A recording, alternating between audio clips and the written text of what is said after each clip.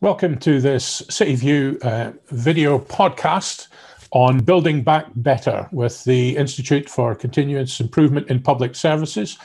My name's Neil Stewart. I'm the editorial director of City View, and welcome to our Westminster studio.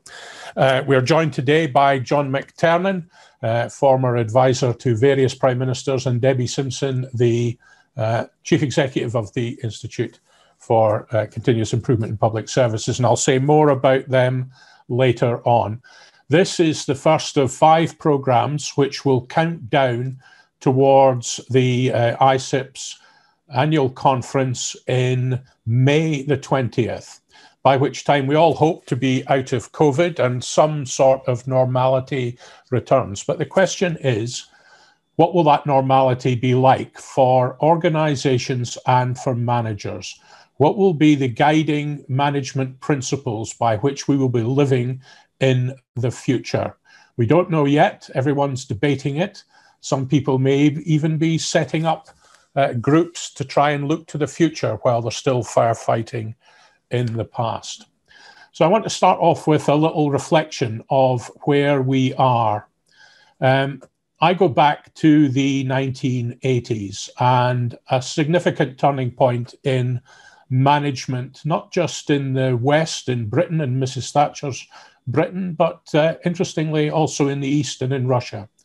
On both sides of the Iron Curtain, the governments became exasperated with large conglomerate organizations that you simply couldn't manage, whether it was big multi-organizational capitalist organizations or the huge chaos of Eastern European military and industrial complexes.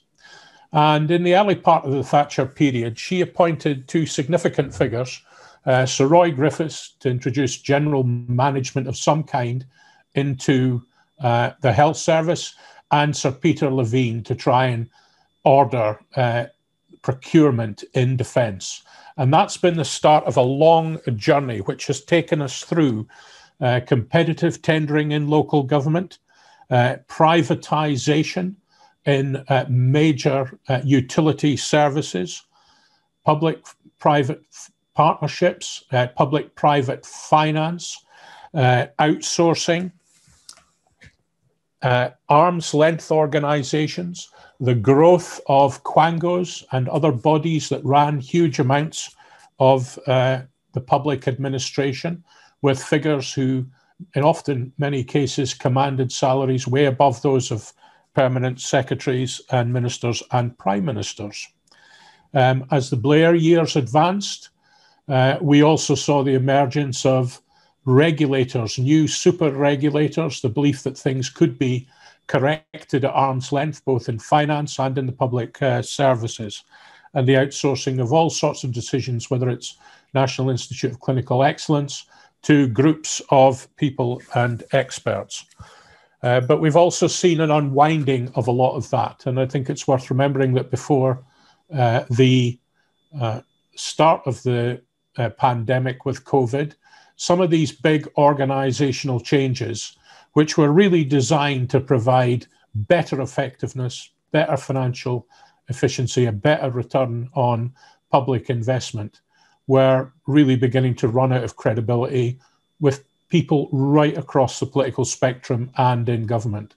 A big sense that there was a lot of abuse in finance, what in the corporate sector we would call flipping organizations, so that all the debt was being carried by and all the risk was being carried by the public bodies.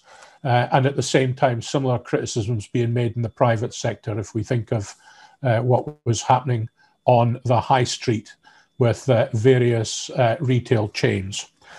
And so here we are in the middle of COVID. We are having to rush through a whole series of changes. We've discovered that we didn't have the capacity or the resilience that people thought were built into organizations.